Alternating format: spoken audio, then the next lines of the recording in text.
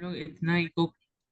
तो theory of income and employment, वैसे तो हम लोग ने ये कर लिया है चैप्टर एक बार, लेकिन फिर से फटाफट इसको रिवाइज करेंगे और इसका फिर हम लोग एमसीक्यूज देखेंगे। ओके, तो फटाफट करेंगे। अब हम लोग बेसिकली यहाँ पर इस चैप्टर का लॉजिक क्या है, कि theory of income and employment का लॉजिक क्या है चैप्टर का लॉजिक ये है कि अगर आपके पास पैसा होगा तो आप डिमांड करोगे। ठीक है ना, पैसा है तो खर्च करेंगे, है ना, और अगर हम खर्च करेंगे तो हम कोई भी चीज डिमांड करेंगे तो किसी को तो प्रोड्यूस करना ही पड़ेगा, है कि नहीं।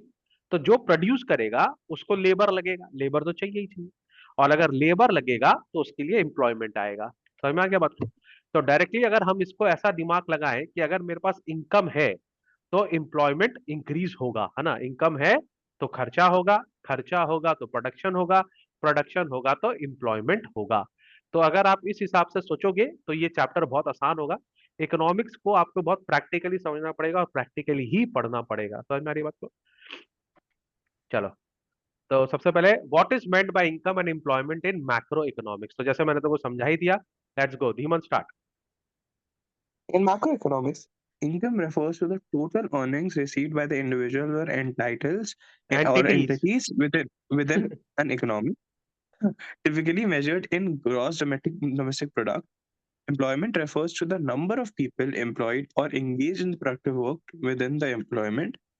These two are closely linked as higher levels of employment generally lead to higher aggregate income in the economy.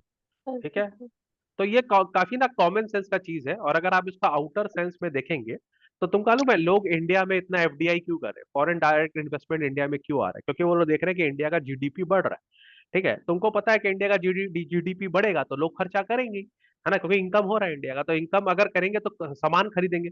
इसी के लिए बहुत सारी कंपनीज लोग इंडिया में इन्वेस्टमेंट कर रही है, अपना सामान भेज रही है, क्योंकि यहाँ पर अभी इनकम बढ़ रहा है। तो यहाँ पर ओवरऑल क्या नाम है, यहाँ पर इन्वेस्टमेंट होगा ही, लोग खर्चा करेंगे ही, और वैसे तो हम लोग खर्चा करने में नंबर वन है।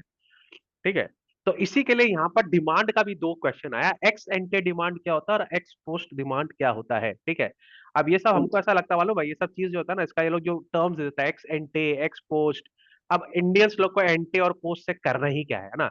इसके लिए हम लोग को अगर बता देता कि एक्चुअल डिमांड क्या है और क्या नाम है हमने डिजायरेबल डिमांड या प्रिडिक्टेड डिमांड क्या है बोल देता, तो ये डेफिनेशन बहुत इजी हो जाता, किसी को डर ही नहीं लगता। लेकिन ये लोग तो डराना चाहता है ना बच्चा लोग को, तो एक नया टर्म का आविष्कार कर दिया, एक्स एंटे और एक्स पोस्ट। इसका मतलब कुछ भी नहीं है, इसका मतलब यह है कि दो तरह की डिमांड होती है। ठीक है, एक होता है प्लान्ड और एक होता है एक्चुअल, है ना। जैसे अगर मैं तुमको बोलूं जब दुर्गा पूजा आता है तो हमारे सारे दुकानदार क्या करते हैं, सोचते हैं भैया इस बार तो दुर्गा पूजा अच्छा जाएगा, इस बार तो अच्छा से, ये दिवाली ले लो, दिवाली पूरा इंडिया का कॉमन फेस्टिवल है, दुर्गा पूजा तो हम बंगाली लोग का फेस्टिवल तो हम लोग का सब चीज दुर्गा पूजा से ही होता है लेकिन मान लो दिवाली का बात कर लेते हैं, तो दिवाली में हर दुकानदार सोचता है कि इस बार तो इतना डिमांड होगा, तो वो अपने दुकान में उतना माल भरता है ना। लेकिन एक्स पोस्ट का मतलब हो गया एक्चुअल डिमांड कितना है, प्लान डिमांड और एक्चुअल डिमांड। तो एनटी मतलब क्या हो गया, चलो रीड करो Vidhi, what is ex ante demand? Ex ante demand refers to the planned or anticipated demand for goods and services by households, businesses, and governments. It reflects the intention to purchase. ठीक है, तो x anti मतलब क्या, लोग क्या क्या खरीदना चाहते हैं, तो इसके लिए सब लोग थोड़ा प्रोडिक्शन करता है। ठीक है, हाउस होल्ड भी करता है, गवर्नमेंट भी करता है, सब लोग करता है। और एक्स पोस्ट क्या होता है विधि? Ex post demand refers to the actual demand realized after the transactions have taken place. It is the effective demand that has been fulfilled. समझ में? इफेक्टिव डिमांड हो गया, खाली इसका टर्म थोड़ा सा ये लोग कंफ्यूजिंग कर दिया, एक्स एंटे और एक्स पोस्ट, है ना। कोई इसको नया नाम देना चाहेगा, आप लोग कोई अपना देंगे, देना चाहते हैं, विधि लॉ, Desired demand या डिजायर एंड तो effective. desired or effective demand. Desire effective demand दे देंगे, चलो ठीक है। चलो next, now what is aggregate demand and its component, read करो दोबारा से। Aggregate demand is a total quantity of goods and services that all sectors of an economy, households, business, government, and foreign buyers are willing to buy at different price levels. It includes consumption spending by households, investment spending by businesses on capital goods, government spending expenditure by the government, and its exports, difference between exports and imports. तो कह लो economics जो है ना, तुम कह लो हम लोग का बहुत सारा फाइनेंस मिनिस्टर लोग जो है, वो लोग जो है ना, जो अच्छा फाइनेंस मिनिस्टर जानता है कौन होता है, जो रियल में ना मार्केट का आदमी होता है, जिसको मार्केट कह रहे हैं बहुत कुछ पता होता है। अगर तुम ये सारा इकोनॉमिक्स का कंसेप्ट को थोड़ा लॉजिकली और प्रैक्टिकली और अपने अपने हिसाब से देखेगा ना, तो ये इकोनॉमिक्स बहुत आसान हो जाएगा। तो एग्रीगेट डिमांड का मतलब क्या होता है, एक इकोनॉमी में, इंडिया में टोटल डिमांड क्या है। तो इसका मतलब हमारे हाउस होल्ड कितना खर्चा करते हैं वो भी डिमांड बनाता है, ठीक है। कोई इन्वेस्टमेंट कैपिटल गुड्स में मतलब और प्रोडक्शन करने के लिए हम जो खर्चा करते हैं वो भी डिमांड बनाता है। गवर्नमेंट जो खर्चा कर रहा है ना, वो भी डिमांड बनाता है। और हमारा एक्सपोर्ट और इंपोर्ट का अगर हम नेट करेंगे तो वो भी डिमांड बनाता है। इस चारों को हम अगर ऐड कर देंगे तो हम लोग का एग्रीगेट डिमांड बन जाएगा, ठीक है। अगर हम लोग इसको शॉर्ट में पढ़े तो एग्रीगेट डिमांड हमारे घर का क्या होता है ना, जो बच्चा मांगता है वो भी डिमांड है, जो वाइफ मांगती है सबसे ज्यादा वो भी डिमांड है, और जो हस्बैंड हस्बैंड भी मांगता है कि भैया खाना खिला दो तो पैसा कमाएंगे, तो वो भी डिमांड है कि नहीं। तो इस तीनों डिमांड को ऐड कर देंगे तो क्या नाम है, एग्रीगेट डिमांड घर का भी आ जाए, है कि नहीं। सिंपल लॉजिक है। Now what are the components of aggregate demand, read, किसका रीड है, रचित को देखा था मैं, रचित आया था ना। सैंपल पेपर सॉल्व करने चला गया, कोई दिक्कत नहीं। चलो come on, what are the components of aggregate demand, वही हो गया कंजम्पशन माने investment, government spending, net export, खत्म हो गया। Now this is very important, propensity to consume and propensity to save, ठीक है। प्रोपेंसिटी टू कंज्यूम का बेसिकली मतलब होता है हम कितने बड़े खब्बड़ हैं, हम कितना खाएंगे, ठीक है। और प्रोपेंसिटी टू सेव मतलब हम कितना बचाएंगे, है ना। तो अभी इंडिया का ना जो प्रोपेंसिटी टू कंज्यूम है काफी हाई है ना। क्यों काफी हाई है, क्योंकि हम लोग को अभी बहुत सारी चीजें खरीदनी है, ठीक है। तो हमारा जो प्रोपेंसिटी टू सेव है वो थोड़ा कम है। लेकिन अगर मान लो हमारी टोटल इनकम 1 रुपया है, ठीक है, तो अगर मतलब अगर 100 भी ले लेते हैं, मान लो हमारा टोटल इनकम अगर 100 है, तो अगर मेरा प्रोपेंसिटी टू कंज्यूम 80 है, तो मेरा सेव हो जाएगा 20 रुपीज ना। अगर हमने 80 खर्च कर दिया तो 20 बचेगा, 70 खर्च कर देंगे 30 बचेगा, 60 खर्च करेंगे 40 बचेगा, 90 खर्च करेंगे 10 बचेगा। तो टोटल जो होगा वो हमेशा 100 ही होगा, ठीक है। तो एवरेज प्रोपेंसिटी टू कंज्यूम क्या मतलब होता है, the ratio of total consumption to total income, है ना। तो C by Y, APC is equal to माने सी बाय वाई, मतलब अगर मेरा इनकम 100 रुपया है, अगर मैं इसको ऐसे समझा सकूं, तो अगर मान लो मेरा टोटल इनकम 100 रुपया है, और अगर मैं 80 रुपया कंज्यूम करता हूं, तो ये मेरा इंटू 100 करूंगा तो 80% मेरा एवरेज प्रोपेंसिटी टू कंज्यूम है, ठीक है। तो मेरा प्रोपेंसिटी टू सेव कितना हो जाएगा, 20 रुपीज हो जाएगा, है ना। क्योंकि मेरा 80 में गया तो 20 रुपीज बचा, 20 रुपीज मेरा प्रोपेंसिटी टू सेव है, और एवरेज प्रोपेंसिटी टू कंज्यूम मेरा 80 रुपीज, दोनों को ऐड करेंगे तो 1 ही आएगा, ठीक है। ये याद रखना, इसी को ऊपर फॉर्मूला बनेगा। समझ में आ गया आपको। Now marginal propensity to consume का मतलब क्या हो गया, कि अगर मेरा थोड़ा इनकम और बढ़ता है तो मैं उस इनकम का कितना सेव करूंगा और उस इनकम से कितना खर्चा करूंगा, तो वो मेरा मार्जिनल प्रोपेंसिटी टू कंज्यूम हो गया, ठीक है। तो यहाँ पर भी अपना एपीसी और एपीएस 1 होता है, और एमपीसी और एमपीएस भी हम लोग का 1 होता है, ठीक है। ना जैसे हम लोग ने किया था एवरेज प्रोपेंसिटी टू कंज्यूम, यहाँ पर आ गया प्रोपेंसिटी टू सेव, है ना, मतलब कितना रुपया बचाया। तो इसको एक्सप्लेन करने का जरूरत नहीं है, तो समझ में आ ही गया होगा, है ना। थोड़ा जल्दी जल्दी जाना पड़ेगा, क्योंकि हम लोग जल्दी करेंगे तो सब बच्चा लोग को जल्दी जल्दी समझ में आ जाएगा ना। इसका वैसे मैंने तो बोला टोटल करेंगे तो हमेशा 1 ही आएगा, तो एक फॉर्मूला बन जाता है MPC plus MPS equal to 1, ठीक है। अब इसके बाद याद है हम लोग को फिजिक्स का टॉर्चर वाला दिन याद है, हम लोग जब फिजिक्स करते थे तो हर चीज में 3 तो फॉर्मूला आता था, क्या आता था, हाँ, स्पीड इज इक्वल टू क्या होता था formula, distance is equal to speed into Distance time, by है ना, time. Time is equal to हाँ, distance speed by equals speed, to है ना, distance by time. है ना। तो फिर यही सब चलता रहता है, यहाँ पर भी वही चलेगा। अब MPC is equal to MPS is equal to 1, तो MPC is equal to 1 minus MPS, 1 minus m. तो MPS is equal to 1 minus MPC. हर जगह ये लोग मैथ्स घुसा ही देता है कहीं ना कहीं। चलो कोई बात नहीं, हम लोग ये छोटा छोटा तो हम लोग को बचपन से तंग कर रहा है, और कर लो भाई, क्या प्रॉब्लम है, ठीक है। Now what is equilibrium output, दो other seat. Equilibrium output. Equilibrium output is the level of output at which aggregate demands equal aggregate supply. At this point, the economy is in balance with no unplanned inventory changes. अब देखो, क्योंकि हम लोग यहाँ पर income और employment का बात कर रहे हैं, तो हम लोग वैसे ही इसको भी क्या नाम है, इक्वेट कर रहे हैं इसको हम लोग, है ना। तो इक्विलिब्रियम आउटपुट क्या होगा, जब एग्रीगेट डिमांड और एग्रीगेट सप्लाई बराबर होगा, और मेरे पास कोई भी माल नहीं बचा हुआ है, अनप्लान इन्वेंटरी मेरे पास में नहीं है, ठीक है। चलो, how is equilibrium output determined, Vidhi. Equilibrium output is determined by the intersection of the aggregate demand and aggregate supply curves. Mathematically, it occurs when planned total spending is equal to total production. Okay, now यहाँ पर बात आ रहा है investment multiplier का। What is investment multiplier. अच्छा, क्या तुम लोग को लगता है कि अगर हम लोग इकोनॉमी में रुपया ज्यादा डालेंगे तो ज्यादा हम लोग का इकोनॉमी ग्रो करेगा। यस, क्यों, क्या लॉजिक है इसके पीछे? इस वजह से क्रेडिट क्रिएशन भी होएगा, इन्वेस्टमेंट भी बढ़ेगा। करेक्ट। तो तुमको नहीं लगता है अभी हम लोग का जो मिस्टर, जो हमारी फाइनेंस मिनिस्टर है, मैया जी, क्या नाम, क्या बोला निर्मला तुमने? ताई। निर्मला ताई निर्मला। जो तुम लोग बोल रहे हो उनको, विद ड्यू रिस्पेक्ट, ठीक है, उन्होंने अभी 12 लाख तक हम लोग का इनकम टैक्स फ्री कर दिया कि कोई इनकम टैक्स देना नहीं पड़ेगा, है कि नहीं? तो इसका मतलब क्या होगा? मान लो अगर किसी का 12 लाख का इनकम था और वो 30% गवर्नमेंट को टैक्स दे रहा था, तो 3,60,000 रुपीज गवर्नमेंट को दे रहा था। तो बेसिकली 3,60,000 रुपीज तो गवर्नमेंट के पास चला जा रहा है, ठीक है। गवर्नमेंट उस पैसा का क्या करेगा? गवर्नमेंट भी उस पैसा को एक्सपेंड ही करेगा, कहीं ना कहीं एक्सपेंडिचर ही करेगा। लेकिन अब ये आदमी क्या करेगा? ये अपने कंजम्पशन पे 3,60,000 रुपए एक्सपेंड करेगा, है ना। अब तुमको पता है हर चीज में सेल टैक्स लगता ही है। ये 3,60,000 रुपए क्या करेगा? जाकर रेस्टोरेंट में और आराम से खाएगा, अपनी फैमिली को ट्रिप पे लेकर जाएगा। हर चीज पे तो टैक्स लगेगा, जीएसटी लगेगा 18%। तो टैक्स तो भाई साहब आपको देना पड़ेगा, इधर से नहीं तो उधर से। इधर तो आप डायरेक्ट टैक्स दे रहे थे, उधर आप इनडायरेक्ट टैक्स देंगे।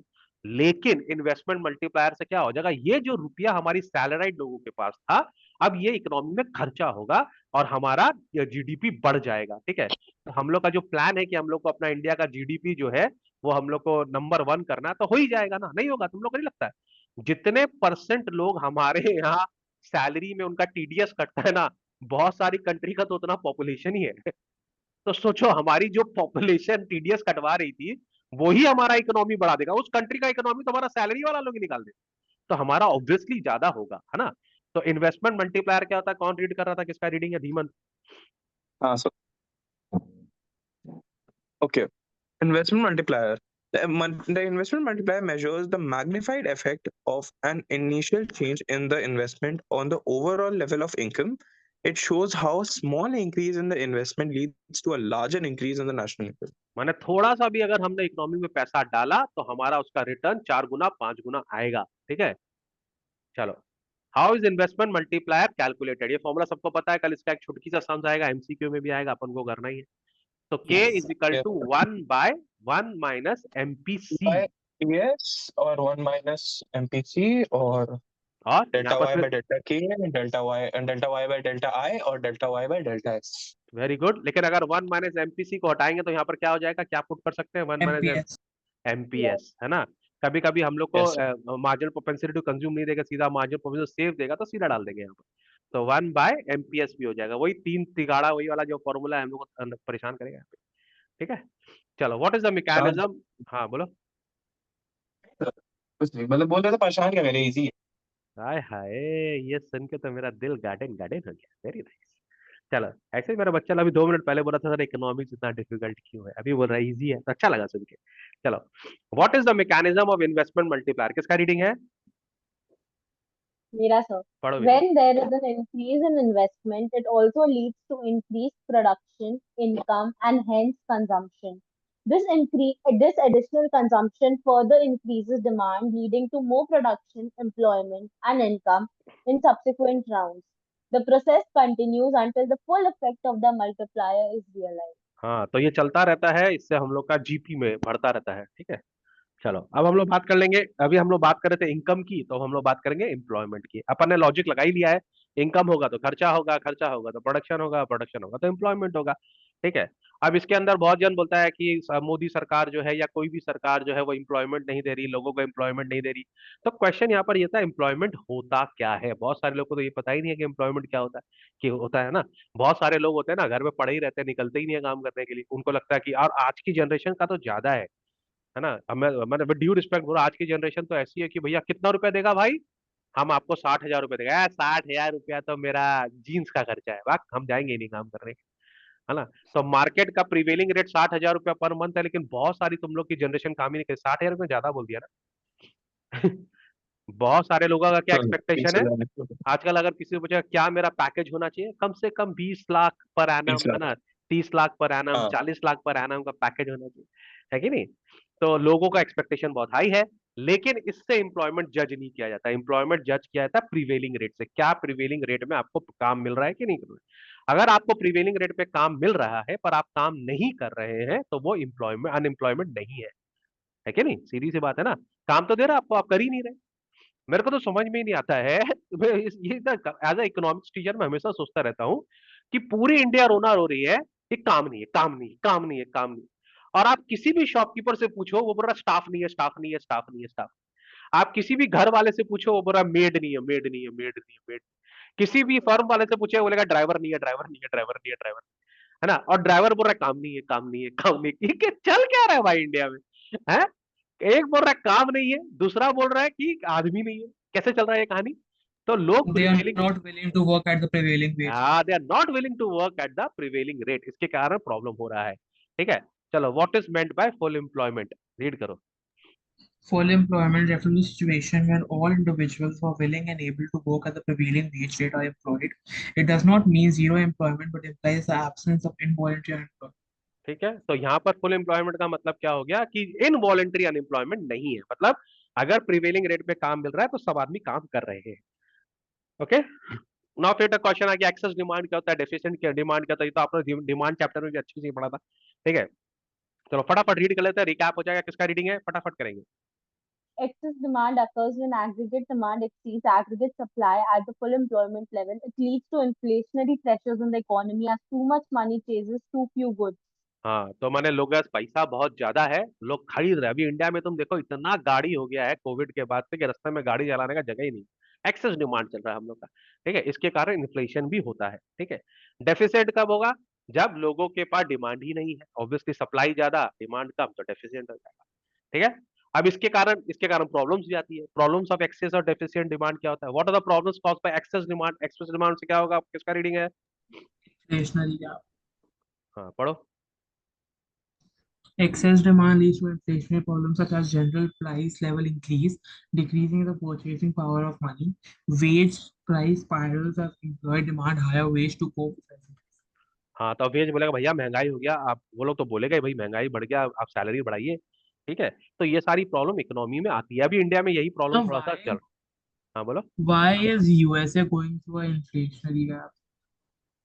USA going to inflationary gap, who said? Hmm. I always hear like they have the price is skyrocketing there. नहीं नहीं नहीं, यूएस का तो हालत बहुत खराब है। उनका तो जीडीपी ग्रोथ भी बहुत कम है, 2% का ग्रोथ The price is है। skyrocketing not because of, I think, inflation, but rather than the depreciation of Indian currency vis-a-vis the dollar. Like if you're talking about Indians, हाँ, उनका अलग I थोड़ा think हाँ, नहीं नहीं, वो अपन उस कंसेप्ट अभी जाके कोई फायदा सर भी नहीं मैं है। इसका आंसर करता हूँ, सर मैं इसका आंसर करता हूँ। इसका इसका आंसर अभी करो आंसर ही मत है तो बेटर है, आपका, क्योंकि ये हम लोग का टॉपिक के अलग का टॉपिक है, इस पे भी अभी डिस्कस करने जाएंगे तो बीओपी का 10। टॉपिक है, तो बीओपी का हाँ, टॉपिक है। तो 10 मिनट लगेगा, तो we are not discussing that at the moment. ठीक है, राइट। चलो, what are the problems caused by deficient demand, जल्दी जल्दी। Increase unemployment, lower income levels, or deflationary pressures, increase and decrease in the production due to low demand for goods and services. ठीक है, चलो हो गया। Now measure to correct excess and deficient demand. अब government अपना fiscal policy और monetary policy use करता है इस सब चीज को कंट्रोल करने के लिए। ठीक है, तो what measure can be taken, देखो हमेशा याद रखो, इन्फ्लेशन कब होगा, जब पैसा ज्यादा होगा। ठीक है, डिफ्लेशन कब होगा, जब पैसा कम होगा।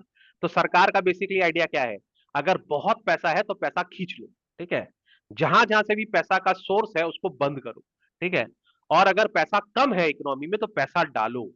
देखो कोविड के टाइम पर ये लोग गवर्नमेंट में एक तो बहुत ही अच्छा काम किया। क्या किया कोविड के टाइम पे, इनको पता था सारी दुकानें बंद है। ठीक है, मोस्ट ऑफ द इंडस्ट्री बंद है, सारा माने एम्प्लॉयमेंट तो ही नहीं रहा, तो लोगों को सैलरी कहाँ से मिलेगी। तो इसका मतलब क्या हो रहा है, बेसिकली रुपया लोगों के पास जाएगा ही नहीं। तो जब रुपया ही नहीं जाएगा लोगों के पास, तो लोग डिमांड करेंगे ही नहीं। डिमांड करेंगे नहीं तो हम लोग का इकोनॉमी सेटबैक में आ जाएगा। तो सरकार ने क्या किया, लोन देना चालू किया। बड़े बड़े बिजनेस हाउसेस को लोन दिया कि लोन लो भैया।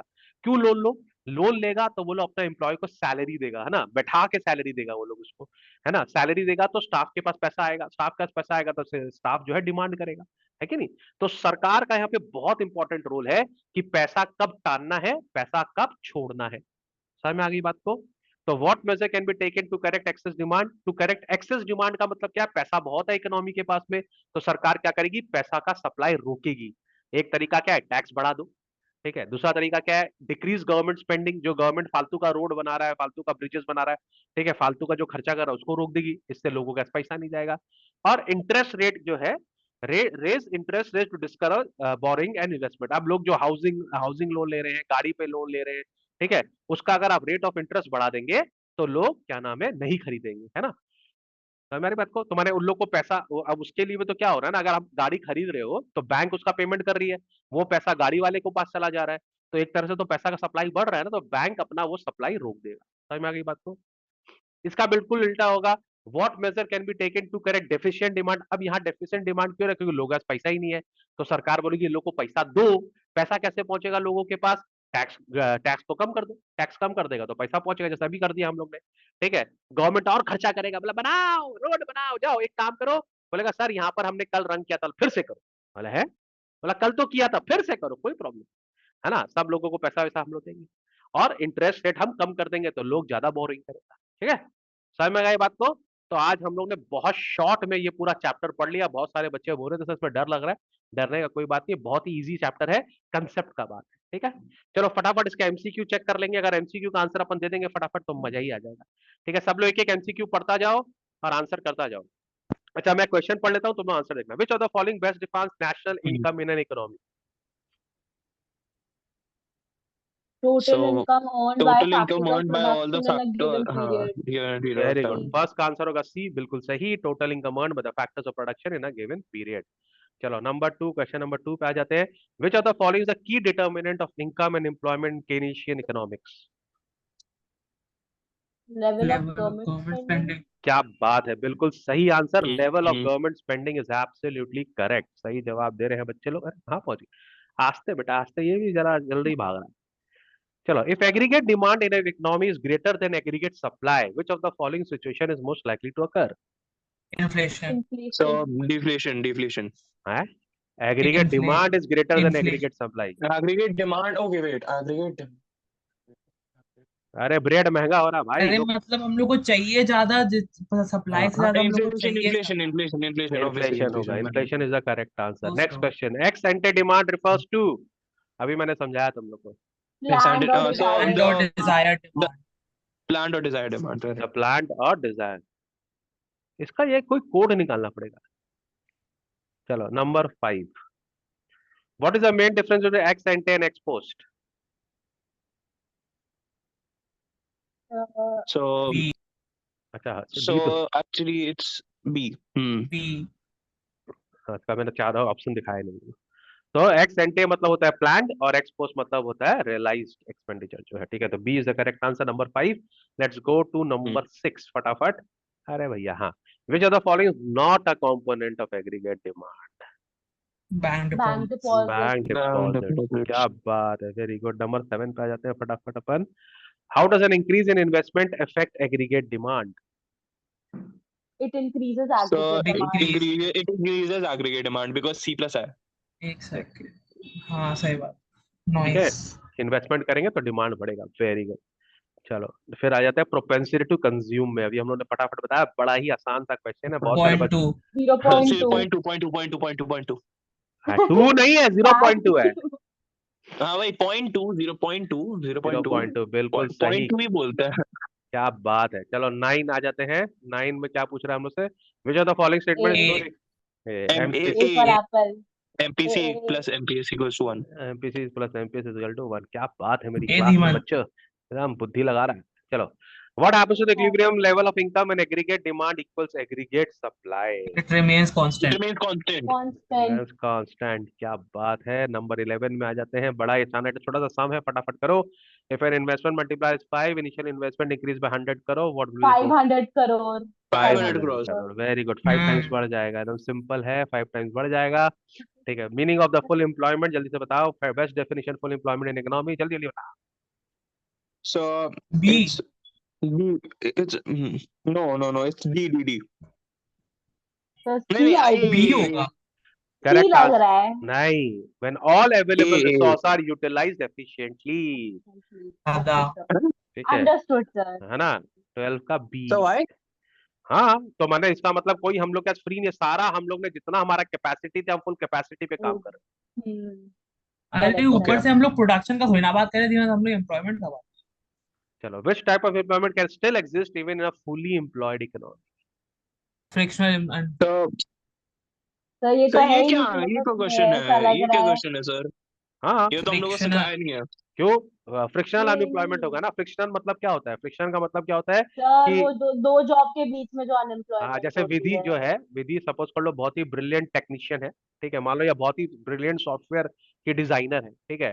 तो अब वो एक कंपनी में काम कर रही थी जहाँ पे उसको मान लो महीना का 5 लाख रुपया मिल रहा था, ठीक है। अब विधि बोल रही है वाह। 5 लाख में काम नहीं करेंगे, हमको 5 साढ़े 5 लाख रुपया चाहिए, ठीक है। तो वो कुछ टाइम के लिए अपना जॉब छोड़ देगी और दूसरी कंपनी में क्या नाम है एम्प्लॉयमेंट के लिए बैठी रहेगी कि जब तक वो 5.5 लाख Oh, रुपया हाँ, नहीं मिलेगा करेक्ट हम नहीं करेक्ट काम हाँ, करेंगे, फ्रिक्शन है ना। तो कुछ हाँ टाइम के लिए वो अपना इधर से जाके उधर जाएगी, तो कुछ टाइम के लिए अनएम्प्लॉयमेंट होगी, लेकिन क्योंकि विधि बहुत ही स्पेशल है उसको फटाक से जॉब मिल भी जाएगा, तो 1-2 महीना के अंदर जॉब मिल जाएगा। तो वो कुछ टाइम के लिए अनएम्प्लॉयड होगी, इसी का फंक्शन अनएम्प्लॉयमेंट है। समझ में आ गई बात क्या को? विधि स्ट्रीम चेंज कर ली?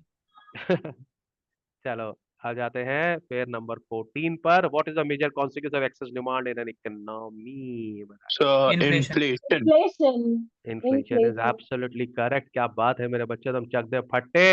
Number 15, which policy measure is most effective in correcting excess demand?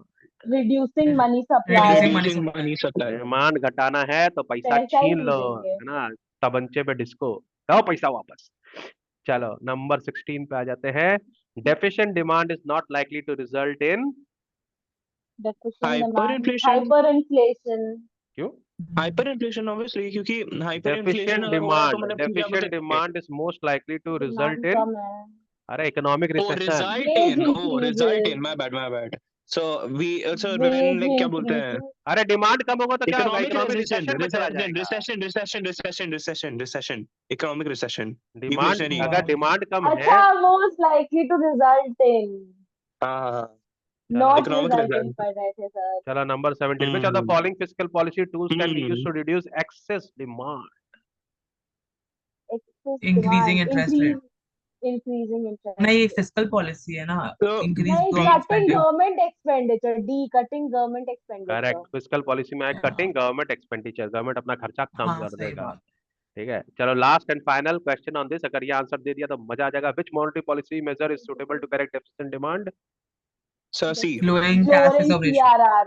Lowering Lowering cash CR. reserve. क्या बात ये है, मजा सीएफ आया? था ना? मजा आया ये बहुत करके? हाँ, मस्त सर है। मेरा हाय मजा आ हाय। गया। चलो वेरी गुड। इसी तरह से हाँ सर। फटाफट रिवीजन, जो भी बच्चों ने थ्योरी ऑफ इनकम एम्प्लॉयमेंट नहीं किया है, ये वीडियो देख लो, मजा आ जाएगा। तुम्हारा अगर कोई फ्रेंड बोल रहा है कि सर नहीं हो रहा है, तो उसको भी ये वीडियो भेज देना, लालच मत करना, सबको पास कराओ। चलो। रिद्धि को भेजेंगे।